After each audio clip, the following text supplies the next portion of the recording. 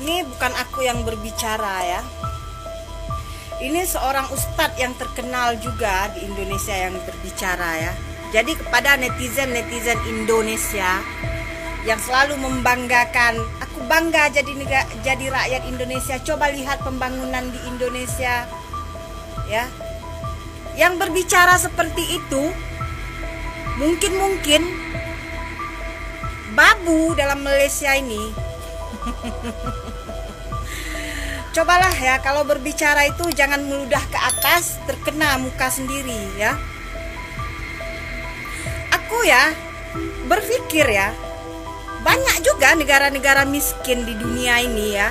Banyak juga yang datang bekerja keluar negara, orang-orang di seluruh dunia ini ya. Tapi tak sama seperti Indonesia. Coba lihat perempuan-perempuan Indonesia yang terpaksa.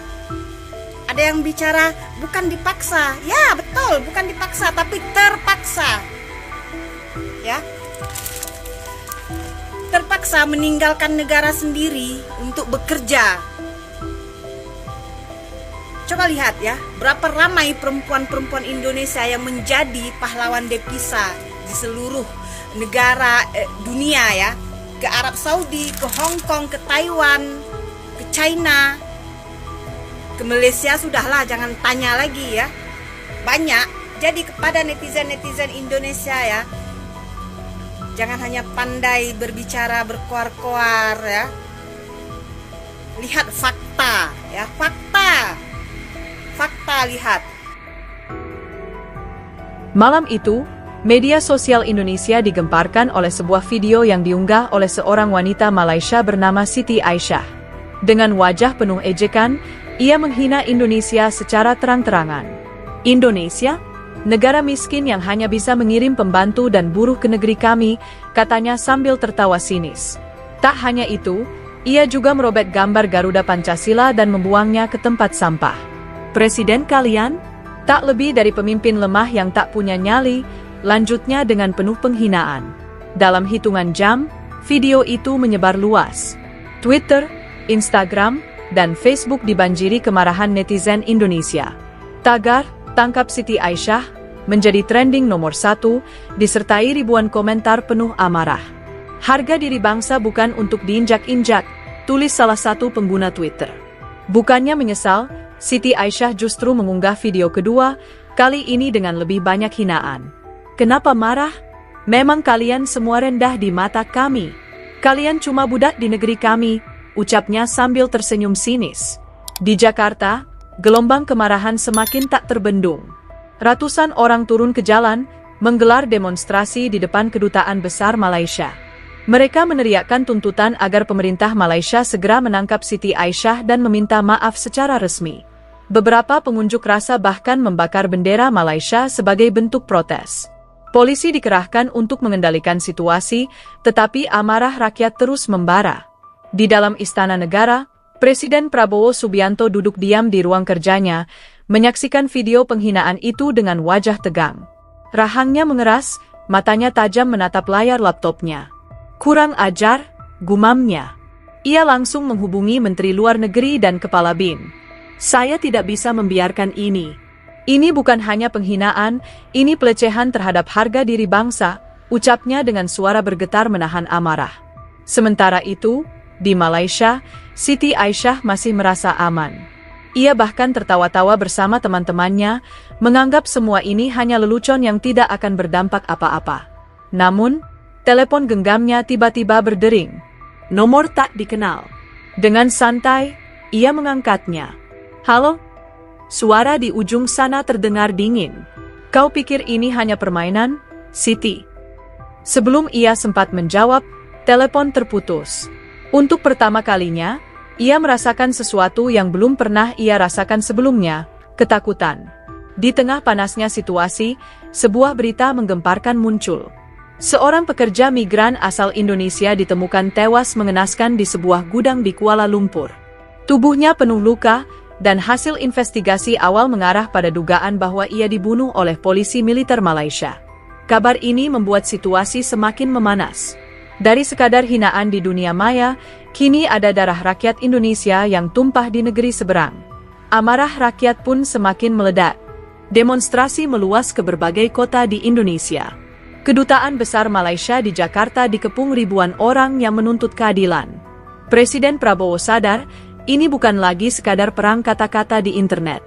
Ini adalah ancaman terhadap martabat bangsa. Dengan suara mantap, ia berkata kepada para petingginya, "Saya akan turun tangan sendiri. Ini baru permulaan. Harga diri Indonesia telah diinjak, dan Prabowo bersumpah, keadilan akan ditegakkan dengan cara apapun yang diperlukan." Malam itu, suasana di Istana Negara begitu tegang. Presiden Prabowo Subianto berdiri di depan jendela ruang kerjanya, menatap langit malam Jakarta yang dipenuhi sorotan berita dari berbagai stasiun televisi. Video penghinaan Siti Aisyah masih beredar luas, dan kini ditambah dengan kabar pembunuhan seorang WNI di Malaysia. Ia mengepalkan tangan, merasa darahnya mendidih. Harga diri bangsa telah diinjak, dan kini nyawa rakyatnya pun melayang. Ini bukan lagi sekadar penghinaan, ini sudah menjadi masalah serius yang menyangkut kedaulatan negara. Segera siapkan pertemuan darurat, ucapnya tegas kepada ajudannya. Tak butuh waktu lama, para petinggi negara berkumpul di ruang rapat. Menteri Luar Negeri, Panglima TNI, Kepala BIN, dan para penasihat utama hadir dengan wajah serius. Prabowo menyapu pandangan ke seluruh ruangan. "Saya ingin jawaban. Apa yang sebenarnya terjadi di Malaysia? Mengapa ada WNI yang dibunuh oleh polisi militer mereka?" tanyanya dengan suara dingin. Menteri Luar Negeri, Retno Marsudi, menarik napas dalam. Pemerintah Malaysia mengklaim bahwa korban, yang bernama Rian Saputra, terlibat dalam aktivitas ilegal. Namun, saksi-saksi di tempat kejadian mengatakan bahwa dia hanya pekerja migran biasa yang tidak bersalah. Polisi militer Malaysia menangkapnya tanpa alasan jelas, dan beberapa jam kemudian, tubuhnya ditemukan dalam keadaan mengenaskan. Ruangan itu sunyi. Kemarahan terlihat jelas di wajah setiap orang. Panglima TNI, Jenderal Agus Subianto, mengetuk jarinya di meja. "Kami bisa mengirim tim khusus untuk menyelidiki langsung di sana. Jika memang ada keterlibatan oknum militer Malaysia, kita tidak bisa tinggal diam." Prabowo mengangguk, lalu berkata dengan suara mantap, "Saya ingin bukti konkret. Kirim tim intelijen kita ke Malaysia. Kita tidak bisa hanya mengandalkan pernyataan sepihak mereka. Selain itu, saya akan menghubungi Perdana Menteri Malaysia secara langsung." Ia menatap kepala BIN dengan tajam. "Kita juga harus tahu siapa Siti Aisyah sebenarnya. Perempuan itu bukan sekadar pembuat konten biasa. Ada sesuatu yang lebih dalam di balik semua ini." Sementara di Kuala Lumpur, Siti Aisyah mulai merasakan ketegangan. Media Malaysia mulai menyoroti kasusnya, dan ia mulai menerima banyak ancaman dari berbagai pihak. Awalnya ia merasa tak tersentuh, tetapi setelah mendengar kabar bahwa Presiden Indonesia turun tangan langsung, wajahnya pucat. "Apa yang sudah aku lakukan?" gumamnya dengan napas memburu. Di saat yang sama, Perdana Menteri Malaysia, Datuk Seri Iskandar Rahman, menerima panggilan langsung dari Presiden Prabowo. Percakapan mereka berlangsung dingin dan penuh ketegangan. "Kami menuntut transparansi penuh dalam kasus ini. Saya ingin penyelidikan terbuka, dan jika ditemukan keterlibatan aparat Anda, mereka harus diadili," ujar Prabowo dengan suara berat. Perdana Menteri Malaysia terdiam sejenak, lalu berkata, "Kami akan menangani ini secara internal." Namun, Prabowo tak puas dengan jawaban itu. "Saya ingin kepastian, bukan janji kosong," balasnya tajam. "Pertempuran belum selesai. Ini bukan sekadar masalah diplomasi, tetapi pertaruhan harga diri bangsa. Dan Prabowo, sebagai pemimpin, tidak akan mundur sampai keadilan ditegakkan." Di tengah malam yang sunyi, sebuah jet pribadi lepas landas dari Lanut Halim Perdana Kusuma membawa tim intelijen khusus yang ditugaskan langsung oleh Presiden Prabowo. Tim ini dipimpin oleh Mayor Satria, seorang perwira Kopassus yang sudah puluhan kali menjalankan operasi rahasia di luar negeri. Misinya jelas, mengungkap kebenaran di balik pembunuhan Rian Saputra dan menggali informasi lebih dalam tentang Siti Aisyah. Mereka tidak bisa hanya mengandalkan diplomasi. Fakta di lapangan harus ditemukan dengan cara apapun.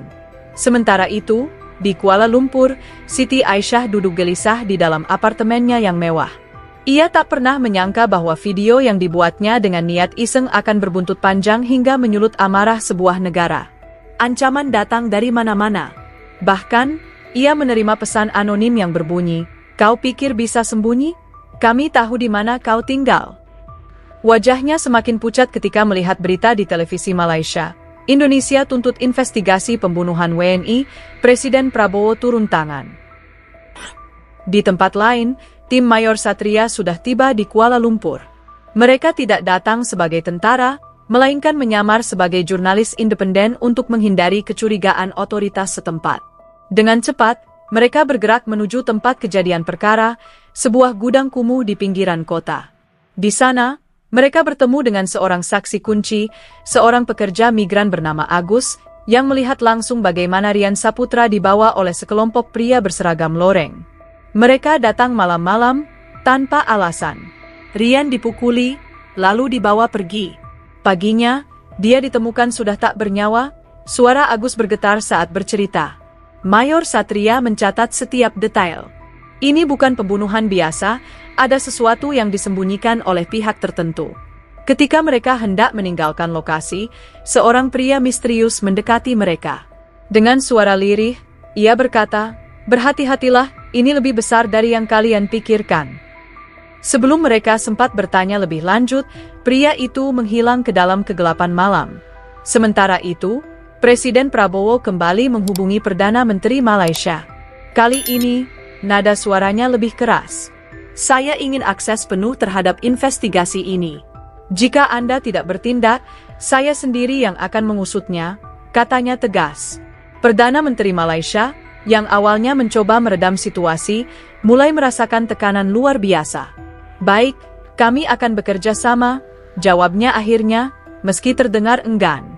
Di saat yang sama, di dalam kantor rahasia Kepolisian Militer Malaysia, seorang perwira tinggi sedang menghapus rekaman CCTV dari gudang tempat Rian ditemukan.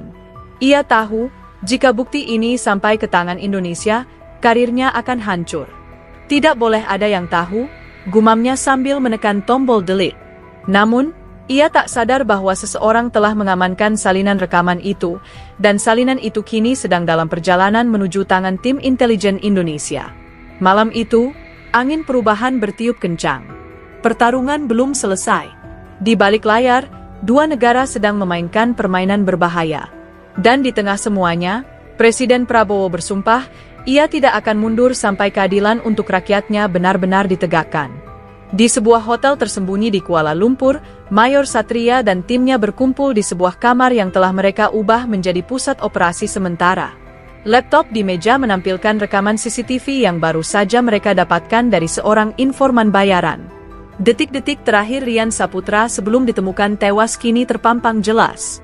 Dalam rekaman itu, terlihat beberapa anggota polisi militer Malaysia menyeretnya ke dalam gudang, memukulinya dengan brutal, lalu meninggalkannya dalam kondisi tak bernyawa. Wajah para pelaku tampak jelas.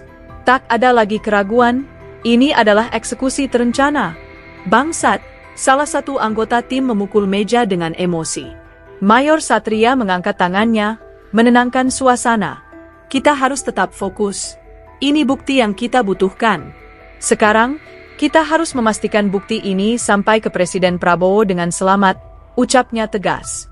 Mereka sadar, membawa rekaman ini keluar dari Malaysia bukanlah perkara mudah. Ada mata-mata di mana-mana, dan jika otoritas Malaysia mengetahui mereka memiliki bukti ini, mereka bisa dalam bahaya besar. Sementara itu, di Istana Negara, Prabowo duduk dengan wajah serius. Laporan dari tim intelijen telah sampai kepadanya, tetapi tanpa bukti konkret, ia masih belum bisa menekan pemerintah Malaysia lebih jauh. Telepon berdering. Mayor Satria ada di ujung sana. "Pak, kami sudah mendapatkannya. Rekamannya jelas. Ini bukan insiden biasa. Rian dieksekusi." Prabowo mengepalkan tangannya, matanya menyala penuh amarah. "Bagus, kalian harus segera kembali. Saya ingin bukti itu di meja saya sebelum fajar." Namun, rencana mereka tak berjalan mulus. Saat salah satu anggota tim keluar dari hotel untuk mengirim rekaman ke Jakarta melalui jalur aman, ia menyadari sesuatu yang mengerikan, mereka sedang diawasi. Mobil hitam tanpa plat nomor terparkir tak jauh dari hotel, dan beberapa pria berbadan tegap terlihat mengamati mereka dengan gelagat mencurigakan. Ia segera kembali ke kamar dan memperingatkan yang lain. "Kita ketahuan." Suasana berubah tegang dalam sekejap. Tak lama kemudian, alarm hotel berbunyi. Para tamu berhamburan keluar, tetapi Mayor Satria tahu ini bukan kebetulan. "Mereka akan menyerbu ke sini," katanya cepat. "Hancurkan semua perangkat yang bisa dilacak. Kita harus keluar dari sini sekarang."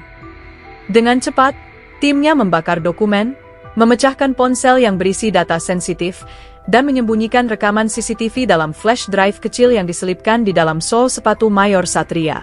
Di luar, langkah kaki berat terdengar mendekat. Pintu kamar mereka didobrak. Sekelompok pria berpakaian sipil dengan wajah garang menyerbu masuk, tetapi kamar itu sudah kosong. Hanya ada jendela yang terbuka lebar.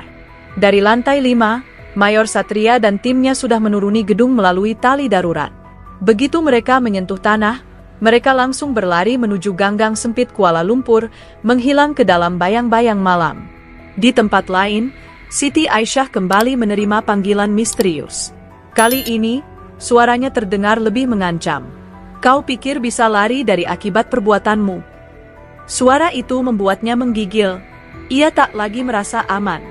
Polisi Malaysia yang dulu ia anggap pelindung kini justru menjadi ancaman. Ia mulai menyadari bahwa dirinya hanyalah bidak kecil dalam permainan besar yang sedang terjadi. Malam semakin larut, tetapi perang baru saja dimulai. Di Jakarta, Presiden Prabowo menunggu dengan gelisah. Jika tim intelijennya gagal kembali, bukan hanya keadilan yang terkubur, tetapi juga harga diri Indonesia di mata dunia.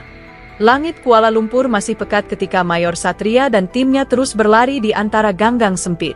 Napas mereka tersengal, tetapi mereka tak bisa berhenti. Suara sirene patroli mulai terdengar mendekat. Mereka tahu, jika tertangkap, bukan hanya nyawa yang jadi taruhannya, tetapi juga bukti pembunuhan Rian Saputra yang kini mereka bawa. "Arah utara. Kita harus ke titik temu," ujar Mayor Satria dengan nada cepat. Salah satu anggota timnya, Letnan Farhan, merogoh saku dalam jaketnya, mengaktifkan alat komunikasi khusus. "Eagle, ini Garuda. Kita dalam pengejaran. Butuh evakuasi segera," lapornya dengan suara lirih. Di ujung gang, mereka melihat kendaraan hitam meluncur cepat ke arah mereka. Mayor Satria memberikan isyarat, dan timnya segera berlindung di balik tumpukan peti kayu. Pintu mobil terbuka, dan beberapa pria berbadan kekar turun dengan senjata tersembunyi di balik jas mereka. "Mereka bukan polisi biasa," bisik Serka Joni, salah satu anggota tim. Benar saja. Pria-pria itu bergerak dengan koordinasi terlatih, mengamati sekitar dengan mata tajam. Mereka bukan orang sembarangan, mereka adalah agen bayangan Malaysia, orang-orang yang bekerja di luar sistem resmi untuk membungkam pihak yang dianggap mengancam. Mayor Satria mengatur napasnya, menunggu saat yang tepat. Ketika salah satu agen itu melangkah terlalu dekat, Mayor Satria bergerak cepat. Dalam sekejap, ia merangkul leher pria itu dari belakang, mengunci napasnya hingga tubuhnya lemas. Timnya yang lain segera bergerak, menghantam agen lain sebelum mereka sempat mengeluarkan senjata. Dalam waktu kurang dari 2 menit, 4 pria itu terkapar di tanah tanpa suara. "Kita harus pergi sekarang," ucap Mayor Satria. Mereka segera berlari menuju sebuah pasar malam yang ramai. Di sana, mereka melebur dalam keramaian, mengganti jaket dan topi mereka untuk menghindari pengenalan wajah oleh CCTV. Letnan Farhan kembali berkomunikasi. "Eagle, koordinat 31540N 1017130E. Jemputan dalam 10 menit. Di tempat lain, Siti Aisyah duduk gemetar di dalam apartemennya. Ponselnya terus bergetar dengan pesan-pesan ancaman. Ia tak menyangka bahwa videonya telah menyeretnya ke dalam konflik berbahaya. "Apa yang harus aku lakukan?" gumamnya. Namun, sebelum ia bisa berpikir lebih jauh, suara ketukan keras terdengar di pintu. Sementara itu, di Jakarta, Presiden Prabowo menerima laporan dari Kepala BIN. "Tim kita dalam perjalanan menuju titik evakuasi, Pak. Tapi mereka masih diburu." Prabowo menatap peta Kuala Lumpur di layar besar ruangannya. "Pastikan mereka kembali dengan selamat. Kita tidak akan kehilangan satupun prajurit kita di tanah asing." Matanya menyala penuh tekad. pertarungan ini belum selesai. Mayor Satria dan timnya terus bergerak di tengah kegelapan Kuala Lumpur. Mereka sudah mendekati titik evakuasi, tetapi firasat buruk menghantui pikirannya. Terlalu sepi, bisiknya. Mereka berada di area dermaga tua yang biasanya ramai dengan aktivitas malam. Namun kini, hanya angin malam yang berhembus, membawa kesunyian yang mencekam. Tiba-tiba, lampu-lampu sorot menyala, menerangi seluruh area. Puluhan pria bersenjata lengkap muncul dari berbagai sudut, mengepung mereka dalam sekejap. Mayor Satria menggertakkan giginya, ini jebakan.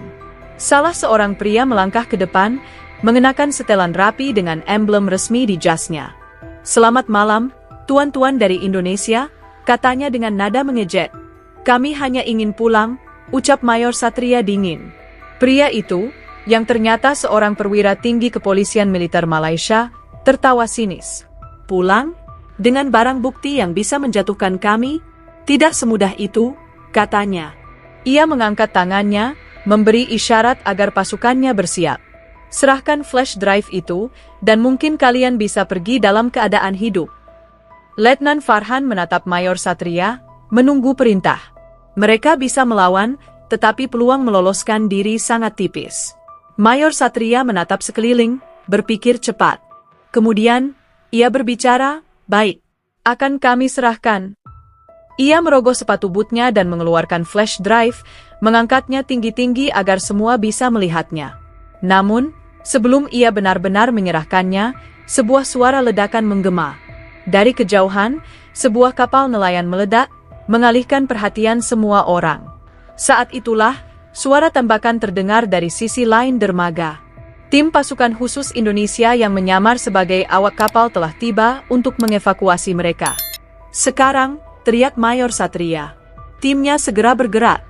Letnan Farhan menembakkan granat asap ke arah pasukan lawan, menciptakan kekacauan.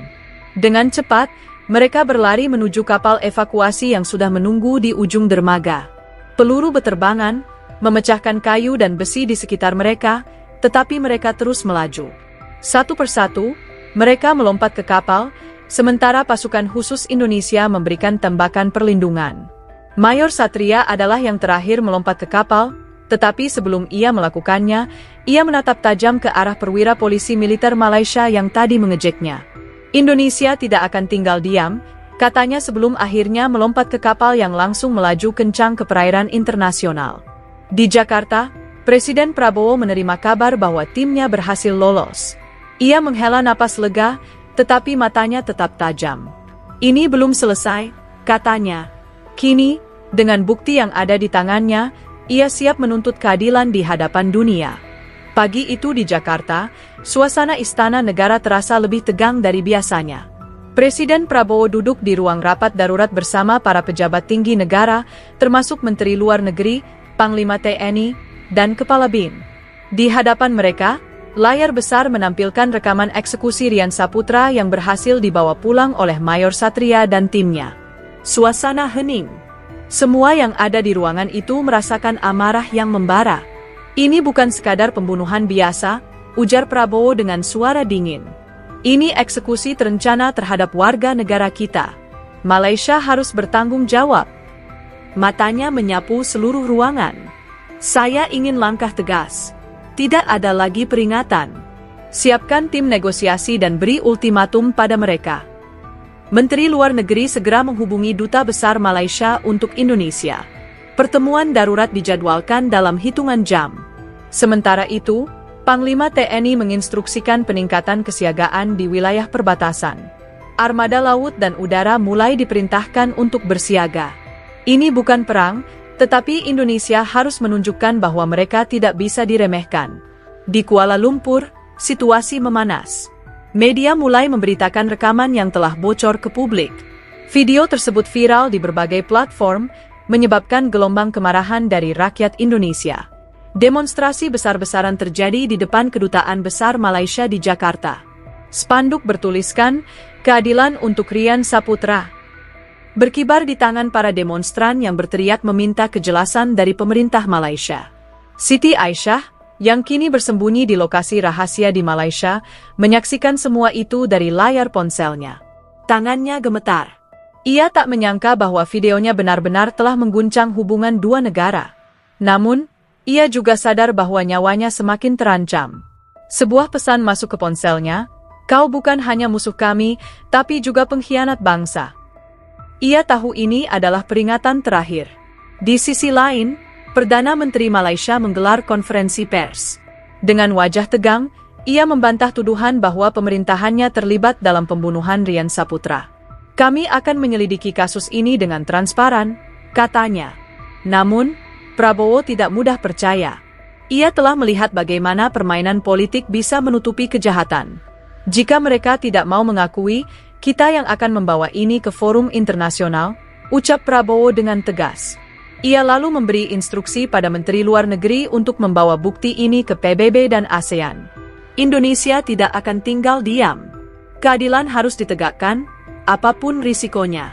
Malam itu, di balik semua ketegangan politik dan diplomatik, Mayor Satria duduk di markas BIN dengan tatapan kosong. Ia telah menjalankan misinya dengan sukses, tetapi ia tahu ini belum berakhir. Di luar sana, masih ada orang-orang yang mengincar mereka. Perjuangan belum selesai, dan perang dalam bayang-bayang baru saja dimulai.